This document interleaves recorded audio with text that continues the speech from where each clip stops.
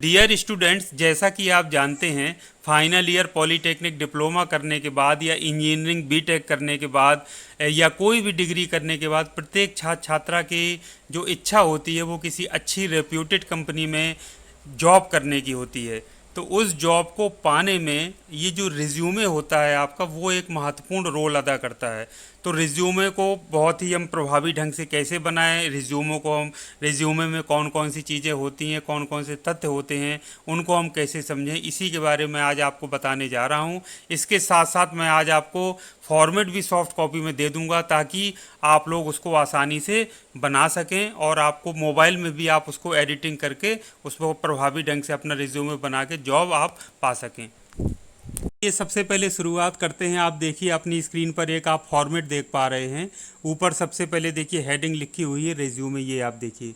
तो ये आपका रिज्यूमे है, ये 1 पेज का रिज्यूमे है। स्पेशली जो फ्रेशर्स हैं, हमारे पॉलीटेक्निक के जो छात्र इस बार पास आउट हो रहे हैं, या कोई एक्सपीरियंस्ड स्टूडेंट भी है, तो वो भी इसमें अपना पूरा विवरण बना सकता है, अपना रिज्यूमे बना सकता है। तो जैसा कि आप देख पा रहे हैं, यहाँ पर एक जो चौकोर डिब्बा बना हुआ है, यहाँ पर आप फ़ोटो लगा सकते हैं, लेकिन ज़रूरी नहीं कि हर बार आप फ़ोटो लगाएं।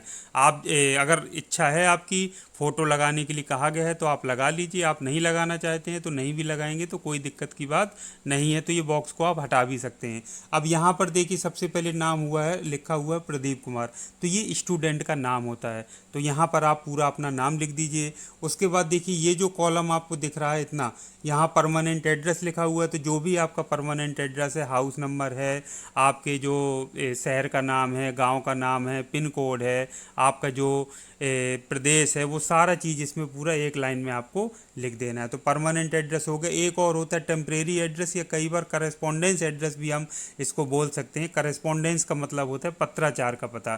कई बार परमानेंट एड्रेस मान लीजिए हमारा कहीं और है लेकिन रहते हम कहीं और हैं। जैसे पॉलीटेक्निक में मान लीजिए बरगढ़ की बात करें तो बहुत सारे बाहर के छात्र छात्राएं यहाँ पर आकर के पढ़ाई करते हैं। तो मान लीजिए किसी का घर है, परमानेंट एड्रेस मिर्ज़ापुर है, लेकिन रह अभी वर्तमान में बरगढ़ में रहा है, तो वो टेम्परेरी एड्रेस यहाँ पर अपना बरगढ़ का लिख सकता है। या फिर करेस्पॉन्डेंस एड्रेस या पत्राचार का पता वो संस्था का दे सकता है जब तक कि वो पढ़ाई कर रहा है। लेकिन अच्छा ये होता है कि परमानेंट एड्रेस ही दें, क्योंकि टेम्परेरी एड्रेस या करेस्पॉन्डेंस एड्रेस हो सकता है हमारा कुछ समय बाद चेंज हो जाए। उसके बाद बहुत महत्वपूर्ण बात यहाँ पर देखिए, आपको अपना मोबाइल नंबर दिखना है। मोबाइल नंबर हमेशा वर्किंग दिया जाता है जो आगे भी आपका काम करता रहे, ताकि जब आप कहीं नौकरी के लिए अप्लाई करें तो आपको उस पर कॉल आ सके। और यहाँ पर आपको ईमेल लिखना है, ईमेल भी आपकी वर्किंग में होना चाहिए, बहुत इंपॉर्टेंट है। ईमेल पर ही सभी तरीके के नोटिफिकेशंस आते हैं, और जो भी आपका रिप्लाई जहाँ भी आपने अप्लाई किया होता है तो उस पर सारा आपको प्राप्त होता है। तो उसको मेल को हमेशा चेक करते रहिए। तो ये आपका ये ऊपर का पोर्शन हो गया। अब हम बात कर लेते हैं एकेडमिक डिटेल्स की। थोड़ा नीचे आते हैं तो ये जो मेन आपका कॉलम है, ये वाला देखिए एकेडमिक डिटेल्स, ये वाला। यहाँ पर आप देखिए अभी मैंने लिखा हुआ है, जैसा कि आप जानते हैं फाइनल ईयर के जो एग्ज़ाम है वो हो चुके हैं। स्पेशली इंजीनियरिंग वाले जो स्टूडेंट्स हैं उनके एग्ज़ाम हो चुके हैं। अब वो रिज़ल्ट का इंतज़ार कर रहे हैं परिणाम आने का। तो ये एकेडमिक डिटेल्स यहाँ पर देखिए हेडिंग है। यहाँ पे कॉलम बने हुए क्वालिफिकेशन, तो जैसे डिप्लोमा इन मैकेनिकल इंजीनियरिंग और प्रोडक्शन स्पेशलाइजेशन है तो पूरा उसी तरह से लिख देना है। कोई इलेक्ट्रॉनिक्स का है तो इलेक्ट्रॉनिक्स लिख देगा, इलेक्ट्रिकल का है तो इलेक्ट्रिकल लिख देगा, कोई स्पेशलाइजेशन है तो ब्रैकेट में उसको दर्शा देंगे। इसी तरह और सेकंड वाले कॉलम में है पासिंग ईयर, यानी किस ईयर में आप पास आउट हो रहे हैं। तो 2021 में पास आउट हो रहे हैं तो 2021 कर दीजिए। बोर्ड आप कर दीजिए बीटी यूपी है, कोई और बोर्ड दूसरे प्रदेश का स्टूडेंट है तो अपने बोर्ड का नाम लिख सकता है। यहाँ पर कॉलेज या इंस्टीट्यूट का नाम लिख दीजिए जो भी आपके कॉलेज के। जैसे बरगढ़ का कोई स्टूडेंट है तो गवर्नमेंट पॉलीटेक्निक बरगढ़ चित्रकूट लिख सकता है। अब ये देखिए अभी आपका ये तब के लिए रिज्यूमे मैं बता रहा हूँ जब आपका रिजल्ट नहीं आया है। तो जब आपका रिजल्ट ना आया हो तो 5 सेमेस्टर आपके पूरे हो चुके हैं, तो 5 सेमेस्टर तक का एग्रीगेट या एवरेज परसेंटेज आपको लिख देना है। तो 75% ये देखिए ब्रैकेट में लिख देना है, aggregate up to 5th semester, यानी 5 सेमेस्टर तक का। वो कैसे निकालेंगे, first semester, second, third, fourth, fifth में जितना जितना परसेंटेज है सबको जोड़कर पाँचों को 5 से भाग दे दीजिए, तो एवरेज या एग्रीगेट परसेंटेज आपका आ जाएगा। जाएगा। लेकिन फाइनल में जो आपका परसेंटेज बनता है वो उसका जो सिस्टम है कैलकुलेट करने का वो अलग होता है। उसमें जैसे फर्स्ट ईयर का 20% लिया जाता है, सेकेंड ईयर का 30% और फाइनल ईयर का पूरा फिर जोड़ करके आपका डिप्लोमा का परसेंटेज बनता है। तो वो यहाँ जब आपका फाइनल रिजल्ट आ जाएगा तो यहाँ पर जो एक्चुअल आपका परसेंटेज हो वो आप इसको यहाँ पर लिख सकते हैं। उसके बाद यहाँ पर इंटरमीडिएट यदि है तो 10+2 इंटरमीडिएट आप यहाँ दर्शा दीजिए, पासिंग ईयर जब का है लिख दीजिए, बोर्ड आपका जो भी है आप लिख दीजिए, कॉलेज का नाम लिख दीजिए जहाँ से आपने इंटरमीडिएट किया है, 71.5 जो भी परसेंटेज है वो लिख दीजिए। मान लीजिए किसी ने आईटीआई किया है तो वो यहाँ पर आईटीआई भी लिख सकता है। आईटीआई के बाद भी बहुत सारे छात्र छात्राएं सेकेंड ईयर में लेटरल एंट्री के माध्यम से सीधे प्रवेश लेते हैं। और तीसरा फिर है आपका हाई स्कूल। तो हाई स्कूल जब भी आपने किया 10th वो पूरा ईयर, पासिंग ईयर, बोर्ड का नाम, स्कूल का नाम जो भी है, इंस्टीट्यूट का नाम और यहाँ पर अपना परसेंटेज। तो इस तरह से आपको ये टेबल बिल्कुल अपनी बना लेनी है अच्छे से, कोई दिक्कत नहीं। अब आप देखिए यहाँ पर डिप्लोमा जब लिखा था यहाँ पर ये देखिए डिप्लोमा तो मैंने स्टार लगाया हुआ है। स्टार का मतलब ये है, स्टार को नीचे दर्शाया है, देखिए इस तरह से, ये देखिए, ये देखिए यहाँ पे डिप्लोमा स्टार से दर्शाया कि रिजल्ट अवेटेड, यानी स्टार क्यों लगा है, रिजल्ट अवेटेड यानी रिजल्ट का हम इंतज़ार कर रहे हैं, परीक्षा हम दे चुके हैं फाइनल सेमेस्टर की, रिजल्ट का इंतज़ार है। तो ये दर्शाना इसमें ज़रूरी रहता है। जब रिजल्ट आ चुका हो तो मैं नीचे अभी इसी फॉर्मेट को दोबारा बताऊँगा और ये पूरा आप उसको समझिएगा कि हम क्या उसमें चेंजेस फिर कर देते हैं। उसके बाद थोड़ा सा और नीचे आते हैं तो अब आप देखिए सर्टिफिकेशन। सर्टिफिकेशन का मतलब है कोई आपने सर्टिफिकेट कोर्स किया हुआ है, जैसे बहुत सारे छात्र छात्राएं CCC का कोर्स कर लेते हैं और भी इस तरीके के कंप्यूटर के सर्टिफाइड कोर्सेज होते हैं, तो वो कर लिए हैं तो आप सर्टिफिकेशन में वो अपना इंगित कर सकते हैं, मेंशन कर सकते हैं कि ये हमने CCC सर्टिफिकेट का कोर्स किया है या CCC कोर्स हमने किया है।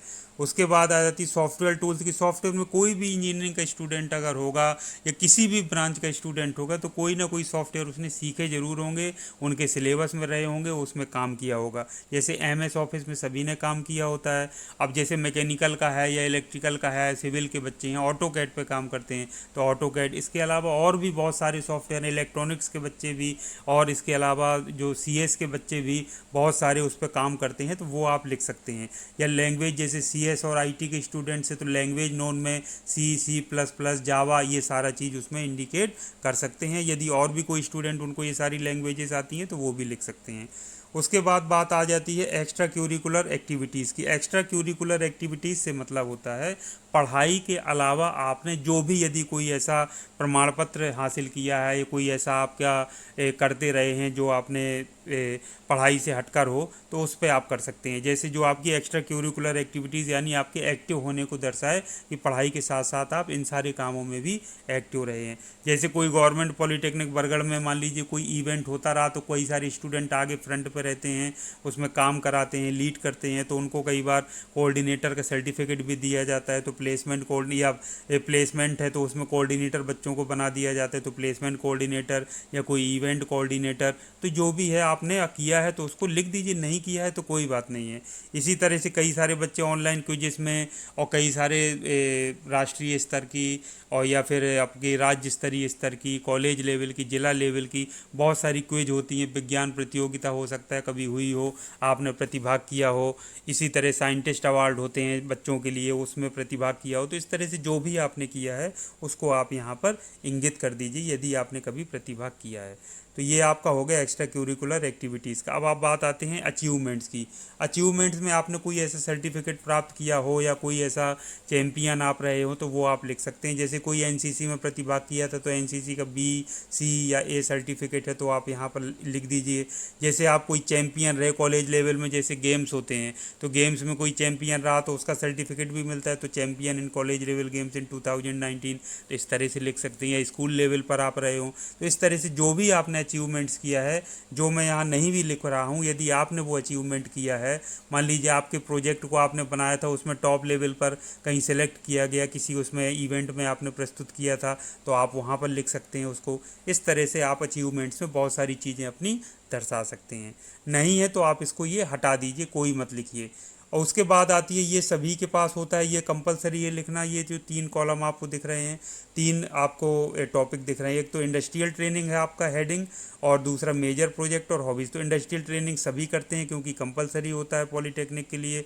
तो 4 वीक्स की समर ट्रेनिंग आपने की होगी, जहाँ से भी की है वहाँ का आप पूरा यहाँ पर डिटेल लिख दीजिए। मेजर प्रोजेक्ट का आपने जो भी फाइनल ईयर में प्रोजेक्ट बनाया है उसका हेडिंग लिख दीजिए, तो जब आपसे पूछा जाए तो उसके बारे में आपको बता देना है। उसके बाद हॉबीज़ की बात आती है, तो जो भी आपकी हॉबीज़ हैं, प्लेइंग क्रिकेट है, रीडिंग बुक्स है, सोशल एक्टिविटीज़ है, या जो भी आप करते हो हॉबीज़ का, वो आप उनको बता दीजिए। लेकिन ध्यान रखिए, हॉबीज़ आप उन्हीं को लिखिए जिनके बारे में आपको पूरी जानकारी हो। जैसे प्लेइंग क्रिकेट आपने कह दिया कि मैं क्रिकेट मुझे पसंद है, ये मेरी हॉबी है, और क्रिकेट के बारे में आपसे कोई प्रश्न पूछ लिया कि क्रिकेट की जो पिच होती है उसकी लंबाई कितनी होती है, बैट का वजन कितना होता है, कितने खिलाड़ी होते हैं, जो पिच का क्षेत्रफल होता है वो कितना होता है, तो ये सारी चीज़ें जो होती हैं, ग्राउंड का क्षेत्रफल कितना होता है, तो ये सारी चीज़ें वो पूछ सकते हैं, क्रॉस क्वेश्चन आपसे कर सकते हैं। तो ये हॉबीज़ में विशेष तौर पर ध्यान रखिए, जो भी आपको अच्छा लगता है, जिसकी अच्छे से आपको जानकारी हो, उसके बारे में आप इसको बता सकते हैं। उसके बाद आ जाता है ये आपका पर्सनल इन्फॉर्मेशन वाला कॉलम। तो पर्सनल इन्फॉर्मेशन में अपना नाम बता दीजिए, जैसे नाम Pradeep Kumar, date of birth बता दीजिए जो भी है, जेंडर मेल या फीमेल, लड़की है तो फीमेल हो जाएगा, nationality Indian, marital status unmarried, married है तो मैरिड लिख दीजिए, फादर्स नेम जो भी है मिस्टर लगा दीजिए, मदर्स नेम मिसेस लिख दीजिए जो भी है। लैंग्वेज नोन, अब कौन सी लैंग्वेज आप बोल लेते हैं, अब हिंदी इंग्लिश तो कॉमन है, हिंदी तो सभी को आती है, इंग्लिश भी आप लोगों को आती है तो इंग्लिश लिख दीजिए, कोई और भाषा आती है तो उसको आप लिख दीजिए, तो यहाँ पर आपको दर्शा देना है। उसके बाद आता है डिक्लेरेशन का कॉलम। डिक्लेरेशन में क्या है, मतलब सत्यता बताना कि भाई जो भी मैंने ऊपर जानकारी दी है वो पूरी तरह से सही है, तो वो लिखा जाता है declaration, I hereby declare that the above return particulars are true to the best of my knowledge and belief. अब यहाँ पर देखिए डेट होता है, तो डेट में ध्यान देना है, डेट में जब भी आपसे रिज्यूमे आप भेज रहे हो जिस डेट में, तो वो डेट यहाँ पे लिख देना है। जैसे आज आपकी डेट है 3 तारीख है, तो 3 सितंबर 2021 लिख दीजिए, चित्रकूट लिख दीजिए। अब यहाँ पर देखिए आपका नाम लिखा है, जो स्टूडेंट होता है, और यहाँ पर आपको साइन कर देने हैं। ये ध्यान देना है, हमेशा नाम के ऊपर ही साइन किए जाते हैं। इस चीज़ का बहुत सारे छात्र छात्राएं गलती करते हैं कि नाम यहाँ पर लिखा हुआ है, साइन यहाँ कर रहे हैं, कहीं यहाँ कर रहे हैं, कहीं यहाँ कर रहे हैं, कहीं यहाँ किए दे रहे हैं। ये मैक्सिमम छात्र छात्राएं गलती करते हैं, तो आपको ये गलती नहीं करना है। हमेशा नाम जहाँ पर लिखा है उसके ऊपर आपको साइन करने होते हैं। तो ये प्रदीप कुमार आपका नाम है यदि, तो इसके ऊपर साइन आपको यहाँ पर कर देने हैं और डेट डाल देनी है। तो ये आपका हो गया जब आपका रिजल्ट अवेटेड है। अब आप चूंकि रिजल्ट आप 10 दिन 15 दिन टाइम लग सकता है, तो नौकरी के लिए आप मान लीजिए कोई अपॉर्चुनिटी मिल रही है तो आप वेट तो नहीं कर सकते ना, तो आपको अप्लाई कर देना है, तो इस फॉर्मेट में बनाकर अप्लाई कर दीजिए। अब बात आती है कि आपका रिजल्ट जब डिप्लोमा का रिजल्ट आ जाएगा पॉलीटेक्निक का, तब क्या रूप होगा।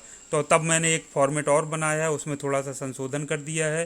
थोड़ा सा संशोधन, क्या बाकी चीज़ें तो वही रहेंगी। अब जैसे मैंने बताया, जैसे कन्फ्यूजन जो होता है कि परमानेंट एड्रेस और जो टेम्परेरी एड्रेस है वो क्या लिखें, कई बार बच्चे दोनों ज़बरदस्ती लिखने का प्रयास करते हैं। तो इसमें देखिए टेम्परेरी एड्रेस मैंने हटा दिए, सीधे आप परमानेंट एड्रेस अपने घर का एड्रेस जहाँ के भी आप हैं पूरा अच्छे से लिख दीजिए, पिन कोड सहित। पिन कोड ज़रूर पता होना चाहिए, मोबाइल नंबर ईमेल वैसे रहेगा, फ़ोटो आपकी यहाँ पर लगती है, नाम यहाँ पर रहेगा, ये सब चीज़ें वही हैं। इसके अलावा बहुत सारे छात्र छात्राएं लिखना पसंद करते हैं करियर ऑब्जेक्टिव। करियर ऑब्जेक्टिव मतलब आपका करियर मतलब उद्देश्य क्या है, तो ये कई बार लिख देते हैं। तो ये तो बने बनाए पैराग्राफ आते हैं स्टैंडर्ड, आप जो पसंद आता है वो आप लिख सकते हैं। इसको नहीं भी लिखेंगे तो कोई दिक्कत नहीं, जैसे ऊपर वाले में मैंने नहीं लिखा था, आप चाहें तो उसमें लिखना चाहें तो इसी को आप उसमें कॉपी कर लीजिएगा। इसका कोई बहुत इम्प्रेशन नहीं पड़ता है, क्योंकि ये कॉमन चीज़ है कि कॉपी पेस्ट रहता है, जो जिसको मिल गया वो ले लिया। तो जैसे करियर ऑब्जेक्टिव में लिख दिया, to work in an organization which provides me with ample opportunities to enhance my skills and knowledge along with contributing to the growth of the organization. तो इसमें यही लिख दिया है कि मैं ऐसे ऑर्गेनाइजेशन में काम करना चाहता हूँ जो मुझे बहुत सारी अपॉर्चुनिटीज़ प्रदान करे, कि मैं स्किल और नॉलेज को बढ़ा सकूँ, इसके साथ साथ मैं ऑर्गेनाइजेशन को ग्रोथ में हेल्प कर सकूँ। इस तरह से चीज़ें ये लिख दी जाती हैं। तो ये आप लिखना चाहें तो लिख सकते हैं, इसको कॉपी करके ऊपर जो रिज्यूमे था उसमें भी आप कर सकते हैं, कोई दिक्कत नहीं है। एकेडमिक डिटेल्स वही है। अब देखिए स्टार यहाँ पर जो लगा था एकेडमिक डिटेल्स में, डिप्लोमा में स्टार लगा था, वो हटा दिया है, क्योंकि आपका फाइनल डिप्लोमा का रिजल्ट आ चुका है, मार्कशीट आ गई, फाइनल परसेंटेज आपको पता चल गया कि आपका 76% है। तो ये आपको ध्यान रखना है। इंटरमीडिएट वैसे रहेगा, हाई स्कूल वैसे रहेगा, बाकी सारी चीज़ें नीचे आते जाते हैं, सब वही है। सर्टिफिकेशन, सॉफ्टवेयर टूल्स जो भी आपके लिए अप्लीकेबल नहीं है, यदि कोई भी सर्टिफिकेट नहीं है तो आप उसको मत लिखिए, कोई दिक्कत नहीं, इसको हटा दीजिए। बाकी एक्स्ट्रा करिकुलर एक्टिविटीज़ उसी तरह से हैं, अचीवमेंट्स वही है, इंडस्ट्रियल ट्रेनिंग वही है, मेजर प्रोजेक्ट वही है, हॉबीज़ वही हैं। उसके बाद आपका आ जाता है पर्सनल डिटेल वाला, तो पर्सनल डिटेल भी आपका उसी तरह से है, डिक्लेरेशन आपका उसी तरीके से, सारी चीज़ें वही हैं। खाली चेंज कहाँ पर हो जाएगा, यहाँ पर क्वालिफिकेशन में, एकेडमिक डिटेल्स में, जहाँ डिप्लोमा स्टार लगा था, अवेटेड लिखा था, वो आपका चेंज होकर ये स्टार हट जाएगा और सीधा जो परसेंटेज डिप्लोमा में आपको प्राप्त हुआ है वो आपका हो जाएगा। तो इन दोनों की लिंक मैं आपको दिए दे रहा हूँ, फॉर्मेट आप डाउनलोड कर लीजिए, जो भी आप लोगों के अप्लीकेबल है, अपना नाम, अपनी डिटेल पूरा चेंज कर लीजिए, अपनी ब्रांच का नाम, सब चीज़ भर के रेडी रहिए, और जहाँ भी आपको अपॉर्चुनिटी मिले जॉब के लिए तुरंत उसको अप्लाई करिए, कॉन्फिडेंस के साथ दीजिए अपना इंटरव्यू, उसको क्रैक करिए और किसी अच्छे ऑर्गेनाइजेशन में आप जॉब करिए। तो इन्हीं शुभकामनाओं के साथ मैं आज की इस वीडियो को यहीं विराम देता हूँ। Thank you very much. आपका दिन शुभ हो।